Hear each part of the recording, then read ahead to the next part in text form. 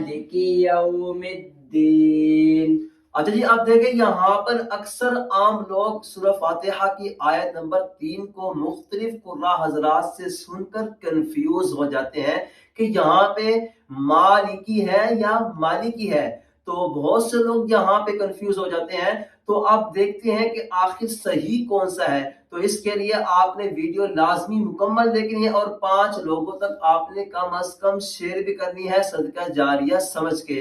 تو اب چلتے ہیں ٹاپک کی طرف۔ اب دیکھیں یہاں پہ اس بچے نے پڑھا مالکی، یعنی کہ میم کی کھڑی زبر کے ساتھ، اور کچھ پڑھتے ہیں میم کی زبر کے ساتھ۔ تو یہاں دونوں کی قراتیں ٹھیک ہیں اور دونوں روایات سے ثابت ہیں، اور جو مالکی پڑھتے ہیں یہ امام عاصم کی قرات ہے، ٹھیک ہے۔ تو یہاں پہ معنی بنے گا کہ بدلے کے دین کا مالک، اور جو مالکی ہے یہ قرات ہے امام نافع کی، کسائی وغیرہ کی، تو یہ ان کی قرات ہے۔ تو یہاں پہ معنی بنے گا بدلے کے دن کا بادشاہ۔ تو قیامت والے دن اللہ مالک بھی ہوگا، بادشاہ بھی ہوگا۔